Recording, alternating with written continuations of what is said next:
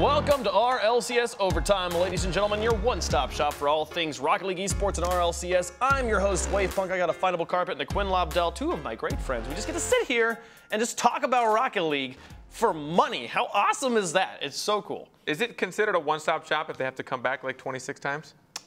26 stop. Yeah, because you don't go other places. Like, Yep.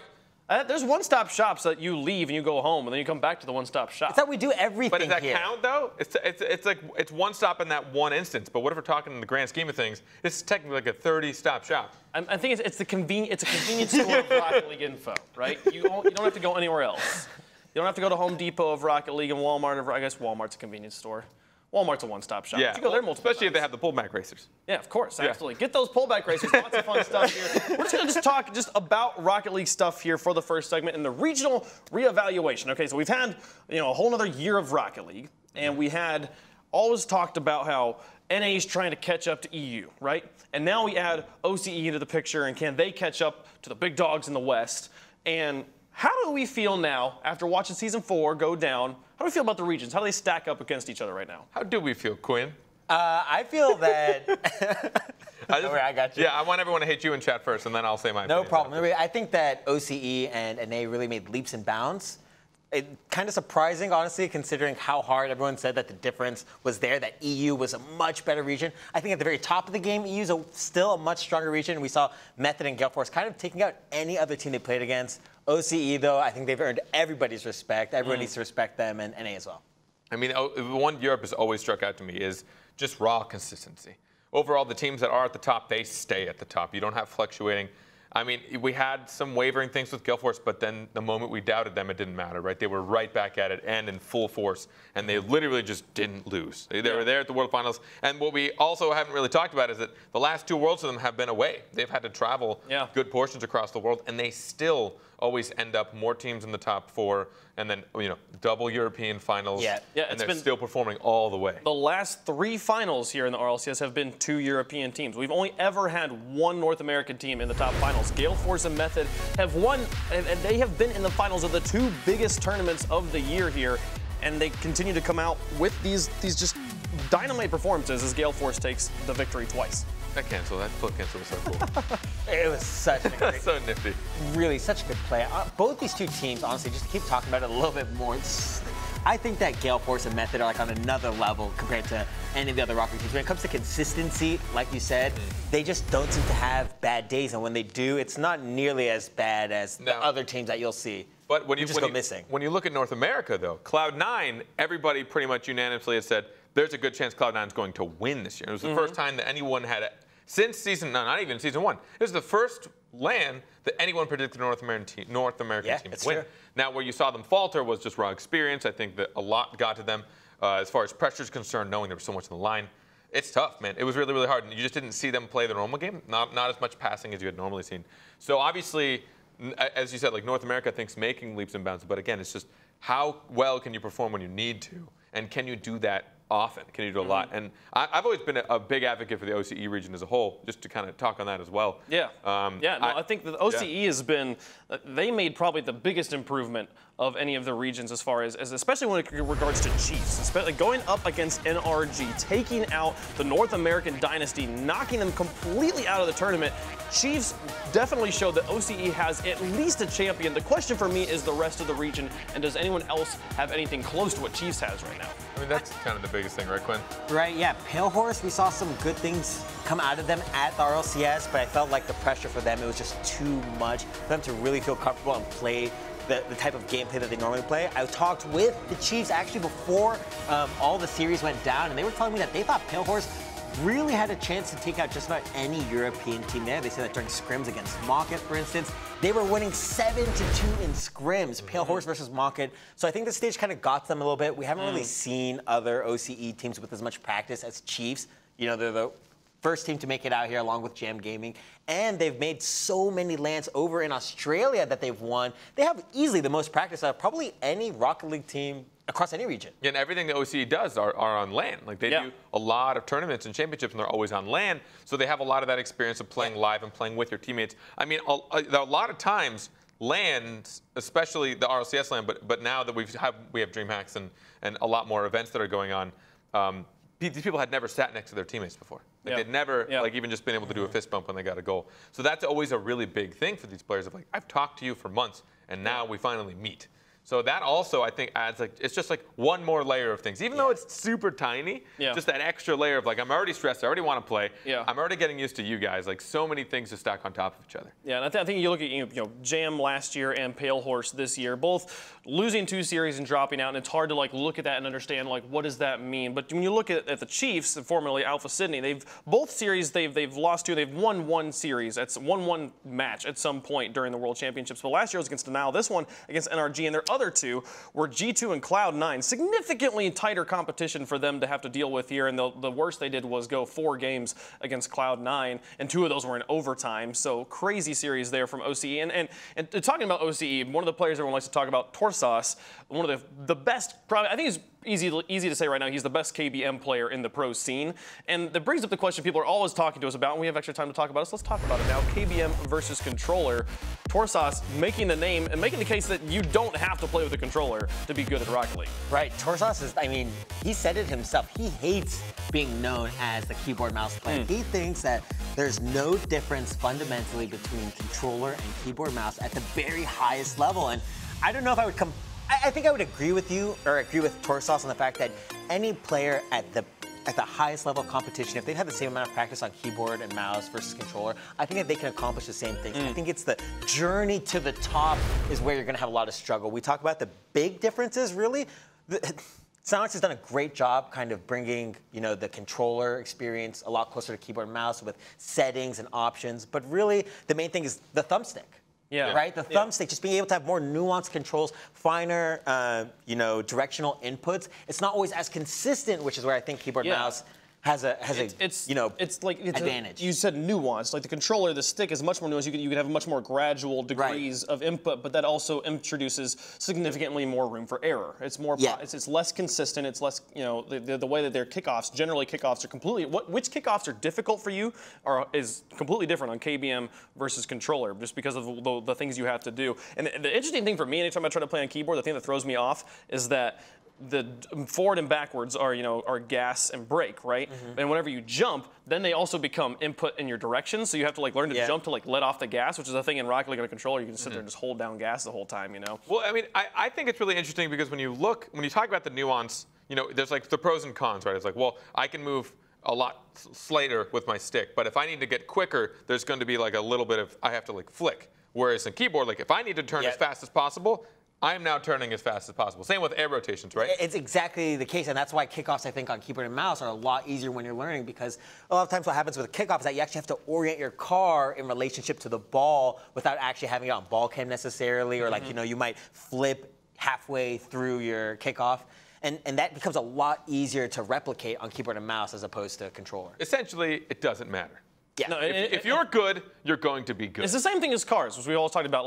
Which car should I use? People are always asking. It's like the one you like the most, and just stick to it. Because they're all mostly the same, and it's just whatever you're the most comfortable with is the thing that you will be the best at. So things can just, it's use whatever you want to use, folks. But if you see Torsas, make sure you remind him that he's the best keyboard. Are you the KBM guy? Yeah. Ask him if he's the KBM guy. And then ask him if he can sign your keyboard. I'm sorry, Torsas. I tried. For sure. No, we've talked here on Overtime a few times about the rookies. We had many rookies here in Season 4, and we want to kind of recap where those players are at. And the interesting thing is we have players like Tylacto, players like Flame, Seabass, Aleutian, Tynot Tyler, who all had they showed sparks, showed signs of life at certain points during league play, but ended up having lackluster seasons as they ended down towards the bottom. But then your players of Gimmick, your players of Bluey, and there's one more. I'm forgetting them right now. Squishy Muffins. That's the other one. Yes, Squishy Muffins. These guys making it all the way to land and having dynamite performances. You can honestly play that off as sarcastic, since Squishy's the easiest one to remember. Yeah. I almost forgot this guy. What's his name? I have all the people to forget. Yeah, right? I almost forgot Cookster's name. I don't understand. Dude, I'm just impressed I can remember 10 names off the top of my head. Yeah, that was actually good. Yeah. You got the first 6. I'm like, he's on a roll. I mean, it's huge. It was just to make it into RLCS. I think was the biggest step for those players, most of them, right? Obviously, some shined and made it to the top, and others really struggled and made it, kind of sat there at the bottom, I should say, which sounds a little meh. Yeah, it was the bottom of the top 8. You know? Yeah, you're still. I mean, they still beat out people that everyone thought deserved to be there. So they still knocked down players that everyone could have sworn were going to be there. But when you just if you talk about the 2 biggest ones, I think Gimmick and Squishy on the North American region made such a huge impact as a pair. The things they were able to pull off, the things they were able to showcase, it was just such a treat to catch their games. And whenever we see new people, we're both excited and scared. Are they going to cave under pressure, or will they show it? And every time I got Cloud9 and I got the cast, I'm like, this is going to be great. It was crazy to me that, like, you know, Cloud9 is a team that came in very, very hot. Oftentimes, teams that we have a lot of expectation around, you just look at Fibian, the way that they crumbled under the pressure over and over again. This is the team that did not do that. They broke the mold, and just no matter what pressure you put on them, they finished in amazing fashion. The worst they've finished on a LAN here is 3rd. Yeah, really the big difference for me, for Cloud9 and all the other, you know, rosters that have rookies, I felt that Squishy and Torment have enough experience competing that they really could put Gimmick in situations where he shined, and he didn't have to do things that he was super uncomfortable doing. I mean, Squishy and Torment, huge carries, right? Some of the biggest across the entire league. You know, it really lets Gimmick have a lot more, you know, he's way more comfortable. Whereas we look at, you know, rookies on other teams where it's maybe all 3 players are rookies, right? It's like you suddenly have a lot more pressure. You don't have teammates who can calm you down, who can't control the game as well as Squishy and Torment. I felt like Gimmick really kind of just had, you know, the best possible team that you could imagine to have a rookie season. I mean, I think that confirms a lot of our theories of, like, what happens when you make an all-star team and players that can thrive when, I think, traditionally, Gimmick was not a player that stood out. Like, prior to what he's done this season, there were a lot of people that questioned, you know, the choice of having Gimmick and, you know, why is he on their team? And when I got to talk to the Cloud9 players a bit, they had that thought process, and they told me, like, you know, everyone was wondering, like, why Gimmick? But we saw it. Like, we knew what he could do. But I think, as you said, it's also a lot to do with his playstyle works so well with the 2 that he's with Squishy and Torment. It lets Gimmick play what he's the most comfortable with, and he was able to just rise and really show that he's a good player. Do you think that maybe in the situation of Bluey, the other player, the other rookie that had a fantastic season, is it the same sort of story here where he's fitting in well with his teammate, or is it just how much of a clutch player he could be? I feel like most of the plays we saw and we knew Bluey for during the season were these sorts of solo plays that we were able to see where he was just able to put the team on his back and make it happen. Well, definitely opposite of Cloud9, he's a very strong personality. Cloud9, you'd watch them make the greatest goal of their lives, and robots. I have never seen such stone-faced killers in all of my life. It was almost sad. Like, I felt bad. I'm like, at least smirk or something. But Bluey is very, I mean, just with their victory when they hit the ground because they were all so excited, that I think just in general plays such a big difference. But I don't know, I think it wasn't as obvious with the duo. Like, Bluey definitely shined more individually, but really having Chaussette Fair, and here it is. It was just so, it's such a heartwarming moment to just see people that happy. They are the direct opposite of Cloud9 in that regard. They as far really as how are. much emotion they show, and it's one of the things I love about them.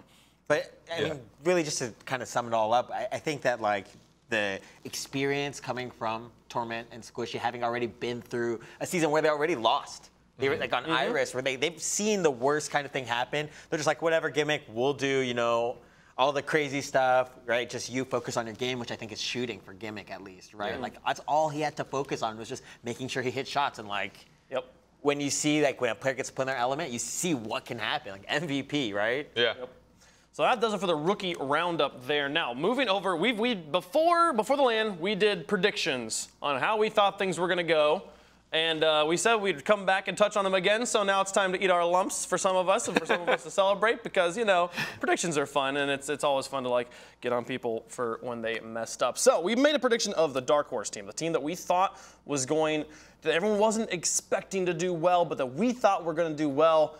Here's our Dark Horse predictions. We had Karma here when we did this, but she's not here now, so we'll just review the ones we had. And it's funny, I was like, yeah, NRG's a Dark Horse because, you know, they're not first for the first time. Oh, it's so tight, and, like, that's how everything's going to be. They're going to do well, though. 2 of my predictions were based off the same result, and that was that NRG was going to beat Method in the upper bracket. That didn't happen. That threw a lot of things off here. NRG was not the dark horse of the tournament. I had it on Chiefs, and I think I hit the money right there. Yep. And guess who they knocked out? Yeah, no. Oh, no. Oh, man. What have I done? You know, if anybody got like just unbelievably lucky on their predictions, it was you. There was it's all luck. nobody putting money it's all on luck. Chiefs. And don't like play me like you went and watched a bunch of Chiefs film. Go and, like, watch it knew they again. were I gonna be was crazy. confident in my prediction. This wasn't like I'm just going to do this because I'm going to look like a genius. I thought OC was going to bring it, and I was pretty right. Let's see if he keeps being right. Okay, yeah. Like, is it luck or is he correct? Okay, so we did dark horse right. The next thing we predicted was the upset, the team that people thought was going to do well, but it was actually not. The opposite, basically. And so obviously, for me, my upset pick was Method because they were supposed to lose to NRG in the top and then tilt out of the tournament. Didn't happen again. And yeah, Carpet going there with Mocket, which Again. Yeah, I feel also it was, pretty right. I mean, close. Mocket has had this infamous thing of like being there, and like for some reason they're not the top of talks, but they still just like beat people. They're when always they need beating to. people. But I think that of all the seasons to just kind of be there, this was going to be the most difficult one because everybody had really stepped up their game. And while I think Mocket's always done a fantastic job, I think it was just a little too much just talent everywhere for them to just play a very safe game, which is what they've always done, a little more defensive, and I figured they were going to struggle. Quinn, like, the G2 fanboys have to be ripping you up right now. Like, A little bit. I mean, you know, I was so close to just like being right on the money for both my picks. I mean, if Chiefs just murdered G2, I would have been right. This is Caster 101, So right? Like, close. don't ever pick G2 Almost to fail there. because then Chad will just destroy you. Even if you're right, they'll destroy you. You know? I tried. I really did. It's not that I don't want them to do well. It's just that they never do. Yeah. To be fair, I almost did pretty well here. To be fair, I almost picked G2, so I'm with you there. Well, they had a great performance there at LAN. Now, last one, the only one anyone really cares about. Who did we think was going to win?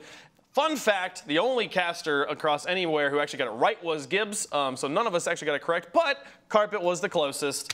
And actually, Quinn was right behind him with the third place pick. And then mine was for the fourth, fifth place pick. Yeah, so it was good. So we were all pretty close. Your predictions just got absolutely. They were bad. They got messed up pretty bad. They were real bad. They got messed up pretty bad. I still love I my didn't even PSG blame you. boys. It's just like could not have gotten worse with luck. But really, I thought Cloud9 actually was going to do this. Method or Cloud9, I didn't think were wrong answers, honestly, and Gale Force. It's the first term. I think we could say there's no wrong answers for, honestly, any of our three predictions there at the end. I mean, they're wrong. They were all objectively wrong. No but wrong. Okay. I understand what you're saying. You know what I meant. They all had justifications. Yes. Moving over to things that don't involve us predicting the future, the DFH Community Award, an award awarded to the single player with the most positive impact on the community, embodies the community, $500 award for Kronovi. We are giving it to Kronovi here, who's always so collected, so well presented, no matter if you're interviewing him after a brutal loss or if he's coming off of a win, he's always very well informed, well presented. Has great streams too. You go check out his streams. I mean, whether he's at the top and he's winning or whether he's kind of not even there, he still has such a positive presence, always has really good insight into the league as a pro player as well. And he's just an incredible person to be around. I've gotten to spend a lot of time with him, and he's just a really nice guy. Yeah, you guys said it better than I could have. Really just awesome guy, and no matter whether he's winning or losing, always just wants to support Rocket League. So yeah, he's been the OG Congrats. from the beginning. Since the sentences are hard sometimes. Anyways, Kronovi, congratulations on your award. That does it here for the quick chat here on RLCS Overtime. When we come back, we're gonna sit down with Tylacto from Team Secret, get his thoughts on the season and his expectations for Season 5. That and more when we come back to Overtime.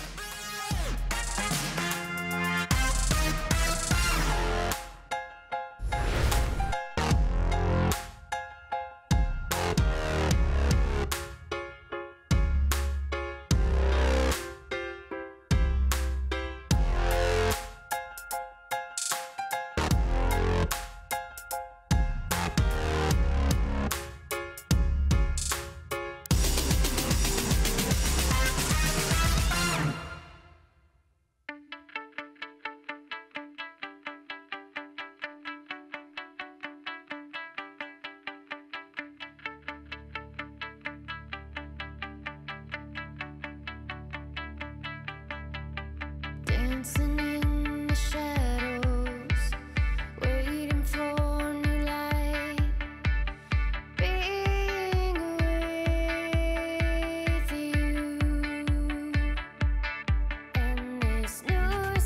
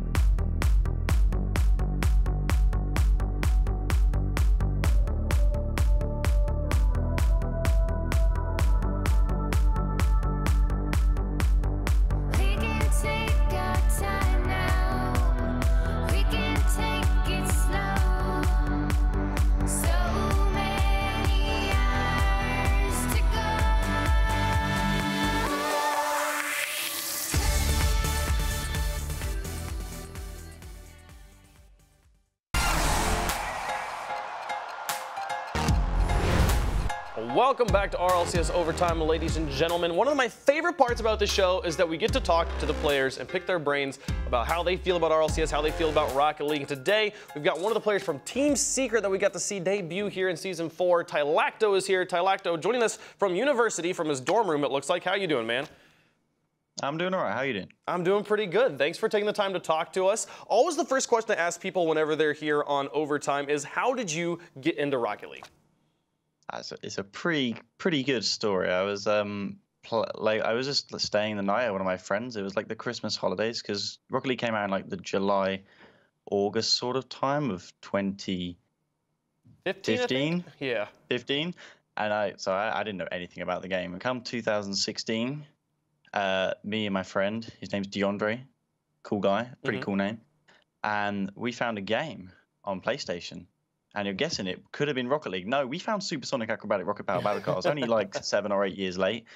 And we just thought, this game's awesome. This game is pretty damn good. I mean, it's pretty old, but it's pretty damn good. And so we played that all night. And a couple of weeks later, he's just like, you know Supersonic Acrobatic Rocket Power Battle Cars? It's got a sequel. And I'm like, oh, wow, I need to play this. So then I played it, and then I thought, this is pretty cool. And then Season 1 ended like by the time that I got the game, and I was like just made silver, and I'm like, get in there. And then I just played the game, and then I played it a bit more, and then I played it a bit more, and then to be honest, I just played it a bit more. And by the time it was the end of the year, I started competing in tournaments. But yeah, I was a bit behind, so it's always been a bit of catch up for me. It's funny to me that, like, you technically, though, can call yourself a SARP vet, which was one of the things that people would always say, like, oh, the SARP vets, they have this advantage or whatever, even though you were, like, what is it, like 7 or 8 years late to finding the game? Yeah, standard stuff. Yeah, that's pretty fun. Was Rocket League your first, like, esport involvement? Like, what was your background in esports before Rocket League? Yeah, it was the first game I properly played competitive. I've always like played games competitively and always been competitive, but a video game for me was always about enjoyment. And then I sort of played Rocket League, and I'm like, this is not about enjoyment. This is a sport. This is life and death. This is much more than entertainment. And then yeah, that's why I sort of never really stopped. It always felt like the sort of high school movie where you get that guy who stays behind and shoots basketballs for like 2 hours and no one else is in the gym. Every time I go into free play, I feel like that. I'm just doing the same shot again and again and again. My brain's getting fried, but I'm still doing the same shot. But yeah, it's a bit obsessive, but I guess that's why I like it. I feel like that's the story with many of the pros I've talked to as well, that they always had like a group of friends who were like, oh, let's play this game. They all got into it, and then all their friends like stopped playing, and they are the one person who stayed behind shooting the hoops for forever. And now you know them as the pros of Rocket League here. And talk to me about your teammates here. You were on the team first known as Aeriality when you qualified. Talk to me about finding Continuum and Flame and forming a team with them. Okay, so it was after RLCS season something. That would have been season 3. I'd played under Small Town Girls. We were a bit of like, we didn't really have a chance to make it into league play, and we had a bit of a disappointing run. That was with Jakey Poo and Phoenix. They're great guys. And then we disbanded afterwards because obviously if a team doesn't win everything, you got to disband, the standard stuff. And then I sort of understood that Continuum had sort of been like dropped and a little bit screwed over by Leftovers because he was one of their subs, and they were trying out Continuum, Mount and Farah, and obviously Farah got picked. So Continuum basically didn't get used for a season. They didn't get to play the game much, so he dropped off a little bit. And so that sort of brought him down to my standard. And it was sort of like, hey, play this game with me. And he's like, yeah, play this game with me. Okay. And we had a lot of mutual friends, so it was fair enough. And we'd just started playing together, and then we thought, yeah, this will be okay. And we picked up Gontho initially. Initial player. I think he appeared on the RLCS stream playing for Luminous in season 2. They nearly made it in beating Oh My Dog, but they lost to Oh My Dog. Okay. So we already knew he was a great player, and he's a really cool guy.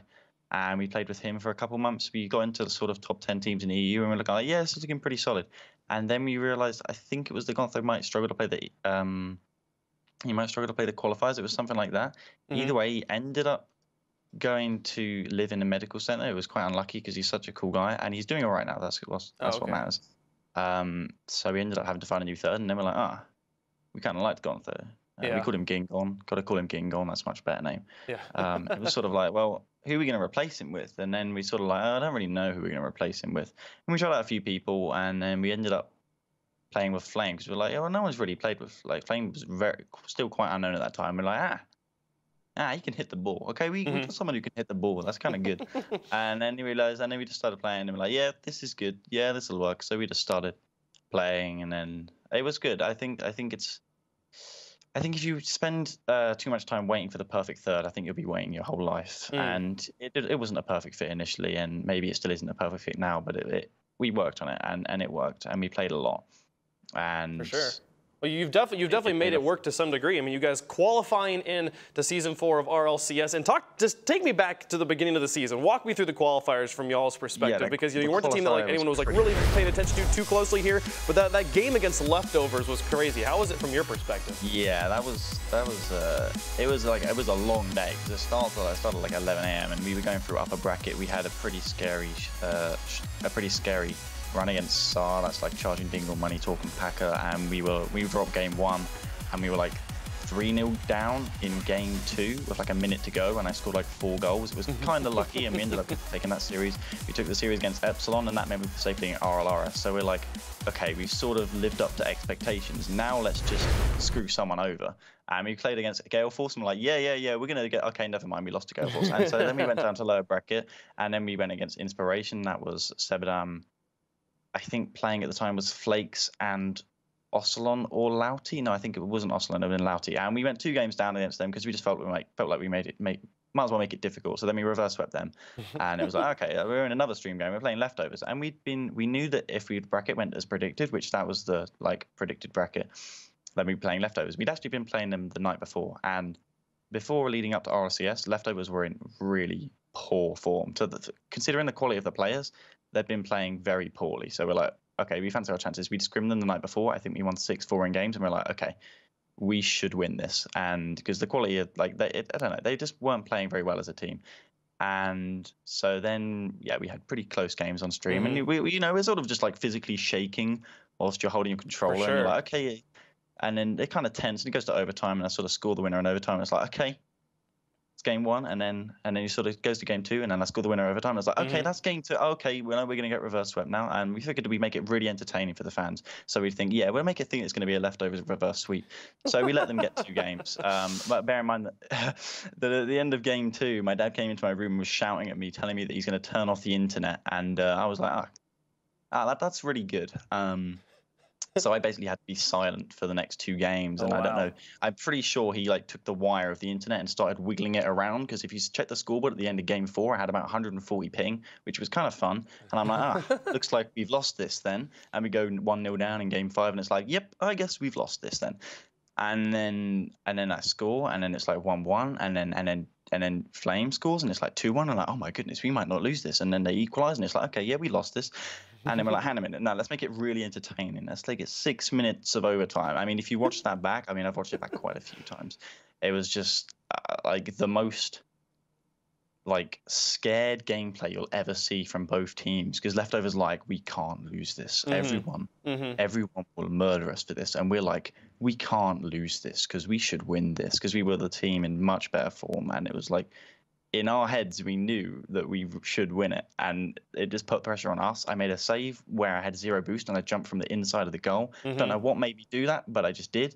So it was, there was this sort of like thing in the air. You could sort of knew that we were sort of destined to win for some reason. And then it comes to like 5 minutes 49 seconds, and then I score the goal, and it's like, I couldn't make any noise because my dad would kill me. So I was just like, well, at that point, you'd already won, you'd already qualified. If you pulled the internet, it wouldn't really matter, right? But... that's true. I sort of see the ball floating in, and I know it's in. And I just go, it's in. So I just took off my headset and left. And I could hear Ollie Continuum was just screaming like, yeah, for sure. And Flame was usually quite quiet. He was just like, get in, and he was going like proper hyped, and I'm just like, oh, that's fine. I'm just gonna go have like a shower now. And I came back. I had to like, calm down. Had a crazy day of Rocket League there, and you guys go through. You make it to season 4. Have like not the best of seasons for you guys. Now you're in the RLRS here. You're like, what are your expectations looking at RLRS for season 5? Like how do you feel like how you match up against the rest of the rival series? It's really quite difficult because we're going to be expected to make top 2, like pretty much uncontested, but that's not going to be the case. RLRS is going to be very stacked. I wouldn't be surprised if like it's just like we've already got Endpoint qualified in there. We always have good games against Endpoint. They're a great team. I'd like it if they made top 2, but we have a very good record against them, so I trust us to take it against them. As for Juicy Kids, they'll have a new third, possibly Jazer, but yeah, that's not a fun team to play against because Stocky does so many random stuff. And the other team is X-Ray, but I don't know if they'll keep their place. I mean, I'm not. It's difficult. Because there are some teams like Reason and other great teams that should qualify that really would give us a hard time. And there's no team that I could just say, yeah, well, that's a win.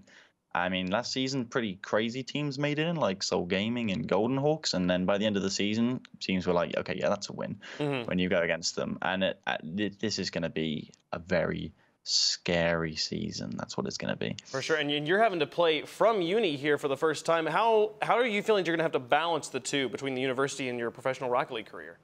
Yeah,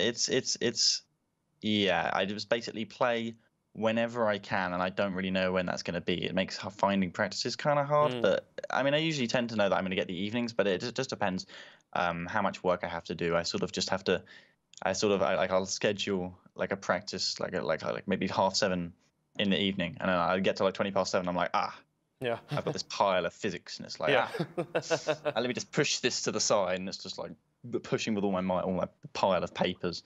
But yeah, it's definitely not been ideal. It's reduced the amount of hours I can put in, but it's made me enjoy playing the game more because it makes me appreciate the time that I earn to play the game, and I am putting in the hours. And I was worried that I wouldn't be able to put enough hours, but I tried as hard as I can to put as many in, and now I know that I can put in the hours. So that's awesome. I love that because like the distance is making the heart grow fonder, that you're enjoying Rocket League more because you can't spend as much time with it. That's kind of cool. Hard-hitting question here. We're running out of time, but Psyonix Corey, the eSports Corey, wanted me to ask this, and so you be ready for this. What's your favorite color? Orange. Orange. Okay, cool. There, Corey, you've got your answer, man. Thank you so much, Tylacto, for taking the time to talk to us. Any shout-outs you got before I let you go? Yes. Subharbor in HD, also known as Team Rocket, formerly known as Team Rocket, The Freezer, and Rafro98. Okay, I don't know who the Freezer is, so I'm just gonna assume it's like actually your literal freezer. It's a community, and plus my freezer as well. That's where I keep my food. Awesome, Tylacto, thank you so much for taking the time to talk to us. Good luck in RLRS. Thank you. Awesome. That is Tylacto there from Team Secret. Always great to hear from the players here on Overtime. When we come back, roster watch. We're going to break it down, talk about which teams do we think might be making some changes, which ones are staying the same, what we can expect here for Season 5. That more when we come back to Overtime.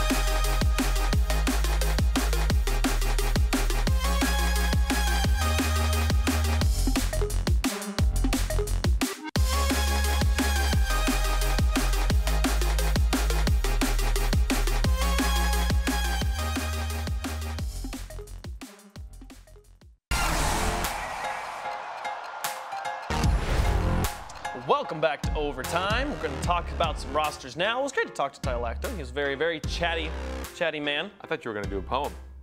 What I say? Welcome back to Overtime. Yeah, you had like a cadence. There was something going there. I don't know if it was going to turn into a poem, but disappointed. No, it was pretty cool. Let's talk. We always do this in between seasons. Talk about the rosters.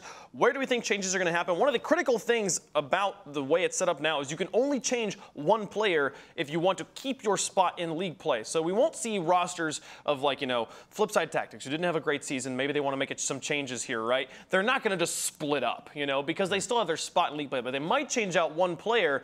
Thoughts about Flipside Tactics? And really, it's kind of mind-blowing just because it's the longest dynasty in Rocket League to date, at least a 2-player foundation. The rumor is, goodbye Marky Doodle. We're going to be seeing him replaced with another player. What was the name? Do you know the name of the... Yukio? Yukio, maybe? Yeah, I believe is the rumor. It's just crazy. Rumors. Right. Again, this is all speculation, but it's crazy because Marky and Cucks, so many clutch, just famous series and plays happening between the two of these guys. Sometimes you just grow apart differently as teammates, and you need to, find new homes. Something that's easy to forget. Marky's been playing this game for 9 years. Is it 10 now? I don't know. It's insane. No, I think it's a decade. No, it is 10. It is 10 since. He played the predecessor for what, 6 or 7 years? Yeah, something like so, that. I mean, as far as being, it's kind of easy to get burnt out when it's been that long. One thing you guys actually, because you guys weren't here he's burnt out? You guys weren't here when I was interviewing Tylacto. He actually is a SARP vet, but he found the game when Rocket League was out, which was just funny. So he's technically played the sequel there, but yes. I wouldn't call that a vet, No, but technically, just not with the time there. Yeah, but both Marky and Cookser at one point were in the conversation for best player in the world. When we were talking about season 1 and season 2, right after they had won, I think it was kind of unofficially we gave it to Cookser, and Marky was in that conversation. Now both these guys struggling to keep their spot in league play. Marky not having the greatest of seasons there. And yeah, we might see that great duo break up. I don't know, I feel like I haven't really seen a lot of the, urgency from Marky in general. Just his attitude, I think, he's always been cheeky on Twitter, so it's really hard to know how much of that is him really just being like, I'm kind of done with this. But I just don't think we've seen the urgency of him wanting to improve and strive and get those wins. A lot of times he's a lot quieter in matches than we'd ever seen him before, and he wasn't ever really a show-off player. So it's actually okay that he's quiet because he was never a flashy guy. Cooks here was always. Yes, he was. He was the. I guess in the very beginning, I think he was flashy at first. All the vets were flashy. I hear what you're saying. The sentiment is right. Yeah. Okay. But he describes himself as the king of the poo goals. Yeah. Okay. Yeah. That's right. But I don't know. I think maybe he's just been a bit of a rut. Maybe it's tough for him to really find the motivation to continue to really want to improve week after week. Overall, he still wants to be a top player, and he is. But he's no longer in that running for the top 15, 20 players. Who's a team for you to watch? Who do you think might be making a change here, Carpet? I mean, I think because they're quiet and only because the players haven't seemed to be super congruent together, but Ghost Gaming is one that I've been kind of thinking of. Who would they replace on It's a team that I don't know. I think that's the weird part. I don't know who they'd replace, but when I watch them play, I don't particularly see, a group of guys that have really bonded a lot. I just think they play really well together and they're there to perform. It's the reason I feel like everybody was doubting Ghost so much was they're like, but these 3 players, how do they fit together? It just doesn't feel like a roster that fits together. And so even when they had a great performance, making it all the way through league play and making it to LAN and actually winning plenty of series at LAN as well, still maybe not the success that those guys want. I know Lethamir is very hungry to get a win, and I could easily see him trying to make an adjustment on his roster.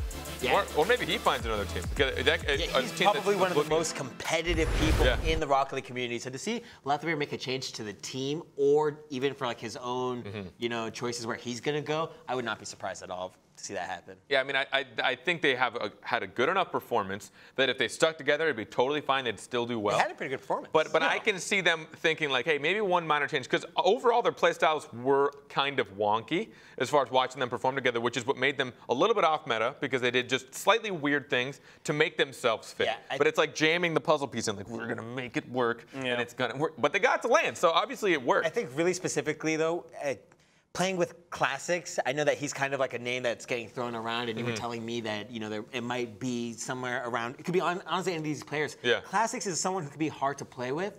He's just such a fast player and so aggressive. Sure. Yeah. It can be a struggle. Well, and if we're talking about switching out players here, none of the people have made a roster, somebody has to pick up a free agent. And when we're talking about like players who are not currently starting on rosters, Dude with a Nose, a player we interviewed before the last season, had a brilliant performance preseason and then sat as a sub on the NRG roster. Thoughts about where Dude with the Nose could possibly end up because as probably one of the hottest free agents in Rocket League right now? Really? It could be, honestly, I think anywhere. I think he's good enough to play the RLCS. It would be for a lower quality team, right? But I mean, he does have the quality there. We saw him on Renegades subbing during that offseason, playing insane at GMEC Atlanta.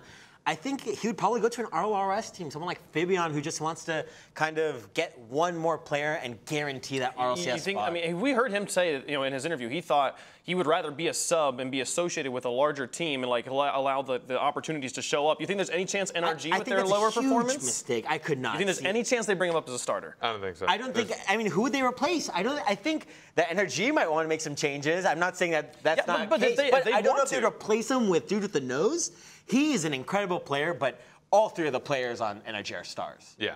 Yeah, for sure. But I mean, it's the lackluster performance a few years running. They've had like one good performance in season 3. I couldn't see Dude with the Nose replacing any of those. I think he could replace other teams, players, but NRG strong. I imagine if, because he had that thought process, and I remember when he said this was, I would rather be a sub for a really, really big team. But I think, he was at lane. He was there and getting to see all that happen and see how close that could have been potentially if he was on. And now with RLRS actually being a thing, you can be associated with not a top team, but easily be a top team. One season later, which at this point is only a 6-month turnover, right? You look at teams that are just like, hey, we actually do have it. Lachinio's back, baby. One of those kind of situations. Lachinio's back.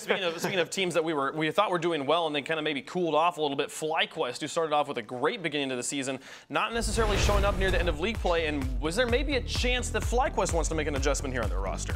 For me, this is probably the most likely roster change to happen. I just could not see Sad Jr. staying there another season. Really? Sad Jr.? He looked so kind of he had an incredible plan. Like a wonderful performance. We gave him player of the day. After that, it was just all downhill. A lot of it, I think, when you look at these players that have been playing this game for so long, and I think it was a huge curse of players that started off as the gods of Rocket League. Sure, yeah. That's where you saw so much struggle because it was, yeah, I bet you did. You were friends with a lot of those players. I still am. Got him good. Sad Jr. was definitely one of the, he was on that original iBuyPower Cosmic roster with Gibbs and Kronovi, definitely one of the old gods of Rocket League, but cooled off a little bit here. Maybe he's the first cut that happens that starts the shuffle, we never see. Won't be as big of a shuffle as previous seasons, but still any changes could happen. So as those changes happen, we'll definitely keep you guys posted. But for now, that'll do it for Roster Watch. When we come back, we're gonna play a game called Build a Car. It's like the bear thing, but with cars. So we'll see how it goes. I don't know. We've never done it before. It should be fun here on Overtime.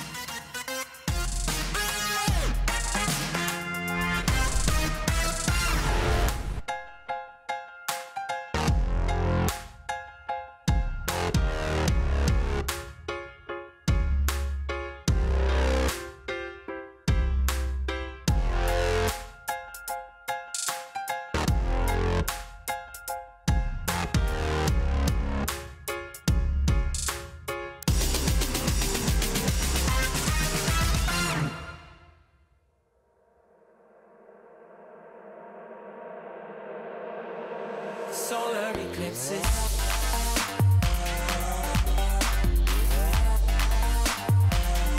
Solar eclipses.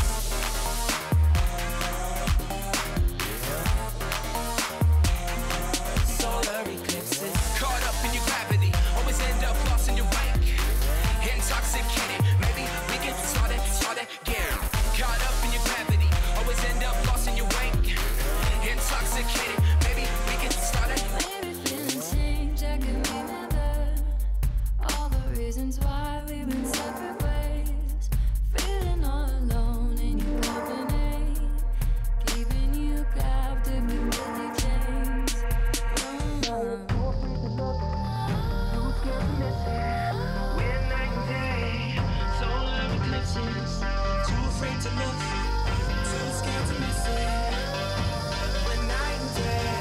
Solar eclipses.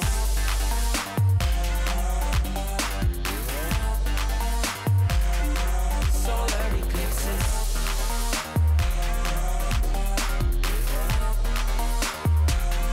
Solar eclipses. Caught up in your gravity, always end up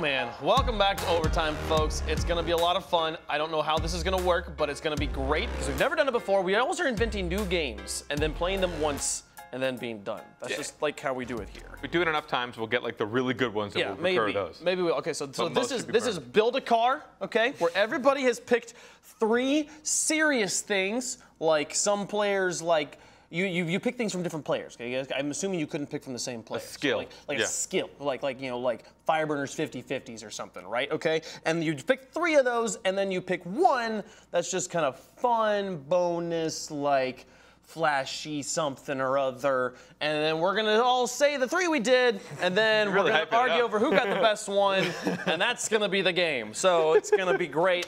Quinn, start us off with your vehicle here. All right, my car, let's go. Number 1, Violent Pandas passing, don't doubt me, vision of a god. All right? Okay. Number 2, we got gimmick shooting. This guy can shoot from anywhere on the field. Don't doubt me, he's a god. Yeah. Number 3, my boy, the Cucks Clutch. Do you see it? There's nobody more clutch in all of Rocket League than Cucks. On the 6th place team in Europe. Season 1 through 3. Yeah. It can be hard. There's no time machine. They got rid of Markey. It's going to be better next season. Okay, what's your bonus thing here? Chiefs glasses, because you got to do it on style. Oh, wow. Oh, gotta do it all stuff. Hey, you know what? It's not that bad. Passing, it's not a bad shooting, card, right? It's not a bad card.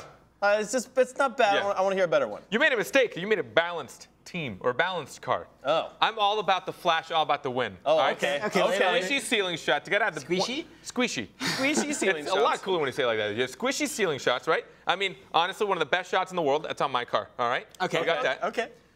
We have Jazer's freestyling, because why not do it as fancy as possible? Oh man, we're going. All right? Because Okay. I play this game, the moment my car gets off the ground, I'm already doing that. I don't know why. I just have to freestyle. Now I'm picturing- the moment I'm off the car, I'm like, oh, here we go. Now I'm picturing a squishy freestyle ceiling shot. Yeah, Keep going. Yeah. Add something else to it. And then for the last one, I'm actually drawing a blank. Oh no.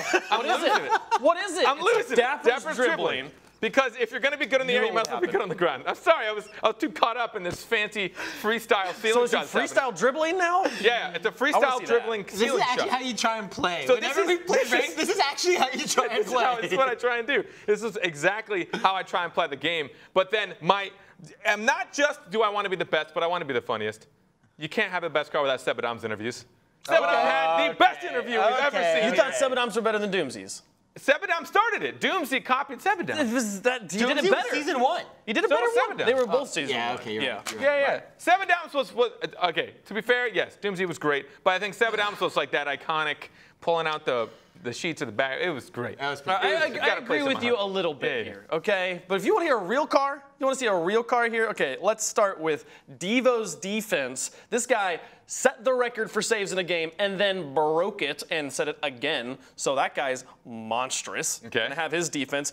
Squishy's ball control with you there on the fly. I'm not just the ceiling shots though. Where's all the the ball originality control. here? Come Come on, where's the ball outta control? here. And then you gotta know when to do these things, right? So we're gonna talk about Pashy's decision making. This guy, the tactical mastermind. Yep. You gave him Squishy's ball control and his decision making, literally unbeatable. And just to make sure we're not losing ever, we're gonna take Turbo Pulse's land win rate, because that one's been pretty good. That's the best car in the game right now. 2 out of 2. I'll take it. Yeah. You guys just went for like the most overpowered car you could think of. Mine What actually do you has. think this game was? That's the whole point. To have, some pizzazz, some flashiness. You're okay. All I was flashy. Yeah, I like all your I car. was. Well, you kept it real to it. I mean, that's like actually how you play. My car would lose every game. Let's be honest. This is not a winning car. But this car will have the most montages on This YouTube. car will have the most followers on Twitter. Everybody will love him. I can see that. I can see that. I was between Sebadam's interviews and Rogue's walkouts. I think Sebadam's interviews were actually probably. He put a lot more like time and efforts. Rogue's I like walkouts were CJ's walkout. They were that great. was pretty good. CJ was good. follow Taking CJ on advantage Twitter. of like what? How many hundreds of thousands? Can we have Xavier Woods' walkout? Where he's like holding Carrying- James and Rizzo, literally carrying his them. teammates. Yeah. That'd be pretty god tier. I mean, that's as good as it gets. I think he wins the walkout. He also wins the post-game interview game. My goodness. He held the microphone and we're like, oh, this is what it actually sounds like to actually know how to talk into a microphone. Xavier Woods was incredible if you want to talk about pizzazz. But guys, it's been a great episode of Overtime. Tell us in chat who you think won the best car game, because, and I know it was me. It was me, wasn't it? It was all great. If you want to see a little bit more about the LAN was awesome. We have a great video, an after video that just tells you how it all went down. We'll see you next time on Overtime. Take a look. Ladies and gentlemen, welcome to the Rocket League Championship Series World Finals. 10 of the best teams in the world playing for this right here. Time to get started with the World Championship for Season 4. First matchup, G2 going up against Chiefs. My pick is G2. Looking to make a play early on, puts it over the top of G2, strikes first. J-Naps, the MVP. Taking the point, J-Naps in, puts it through, and G2's got the lead. The long shot's starting to be coming through. A bit more. Drippe with another one for Novi with the save. Can he get it out? J-Naps helps him out. Going to be G2 with the win. PSG versus Pale Horse. With CJ, he is so fast. Louis now, he's got one tap. He's going to look for the second one. He's going to do it. Going up for this aerial. He even has a defender to beat, and he still gets such a great placement on this shot. Louis to go for the air dribble. He's going to take his time, find a spot that no one is, and there is nobody. Anything you can do, Bluey can do better. And PSG are going to advance to the next round. Method versus NRG. Whoever wins this has a great road at a grand finals run. We could be going into overtime, but as this touches ground, it could be over. But it's over! Fireburner will say no more. 5 minutes of overtime. Mesnars does get caught out. Magnus turns it. It's an own goal. Fireburner hits it into that beautiful sweet spot. NRG will be put into the lower bracket. Give it up for Method. Seriously. What's up with that? Gotta do this real fast. Okay, that's awesome.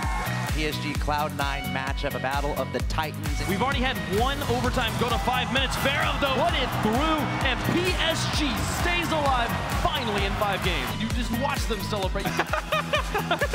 No such thing as celebrating too hard. That is amazing. Day 2 of the Rocket League Championship Series. Touches for the sake of taking touches right now. Control the boost, control the ball, and you won't Fireburner will do it by himself. Fireburner here with an incredible touch here. Also gonna bump Jake out of the net here and take the goal for himself. But today, the Chiefs will do it against the former Kings of the North. NRG are out. The Chiefs are dominating. Market is just playing the best they've played since they've come out here to this RLCS Season 4 land. An absolute stomping here. Rocket is going to sweep him. So I'm going to just go ahead. Just go. No. Get down. Come on. Cloud9, they are here to play. Chiefs must score. Pass from Squishy. This is how they want to finish it. And they will. C9 will continue on. G2 eSports.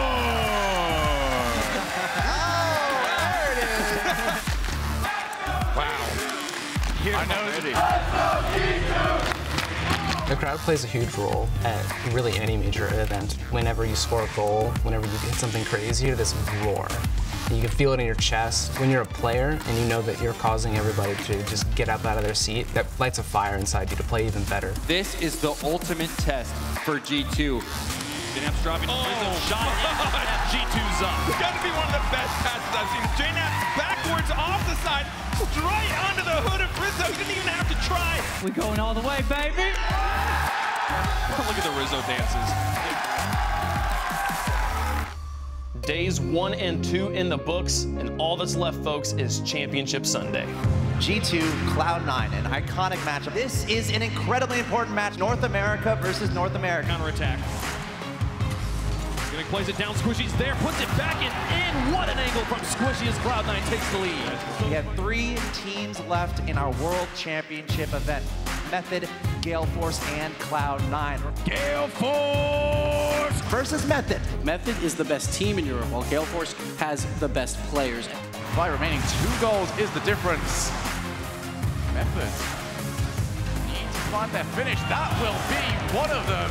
Passes the ball to the backboard, look to try and follow it up, and what a great shot there from a lot. Method take the lead. Still got enough boost to continue.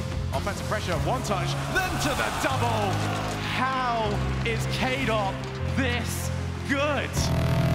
Everything on the line. Method must score here. Find anything, any sort of the pass, that's the goal! There is the difference maker. Method trust one another, and it is a Method-style passing play that will give them the win. Game 7. Do me a favor, put your hand out for me. It's okay. You're dealing with this much better than I am. Game number 7. Winner moves on to the grand finals. He's opened up the gap, and it will be filled by Violent Panda shots. Gale Force have got themselves into our grand finals. Let's get loud for Cloud. Cloud9! Cloud9, they have had 9 lives in this tournament, but they're running out here. Method is going to take down Cloud9. Squishy with the shadow play now, moving in, gets it over the top, puts it in. Beautiful play from Cloud9 as they take game 1. Method 1 game away from a rematch against Gale Force up in the finals. Over the dribble plays towards the net. And look at the infield pass play from a lot. Metzenars in to finish it, but Squishy has the save. A lot comes in one more time. It does not go through. They're able to get it away. Torment with the carry. This was the scoreline in game 3. Cloud9 unable to take it, but Squishy now with a stealing shot. He puts it through.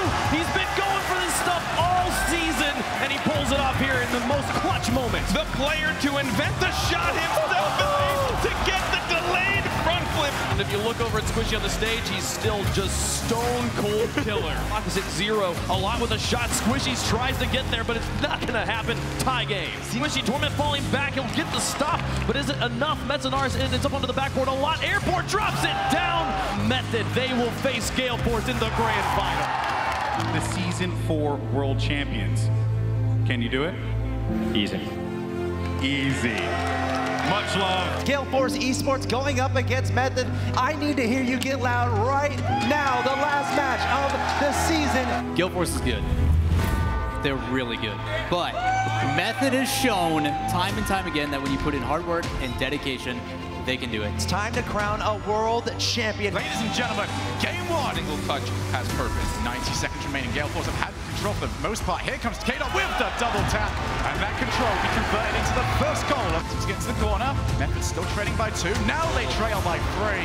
Gale Force are making this grand finals their own. That will be a hat trick for Turbo Pulsa as well.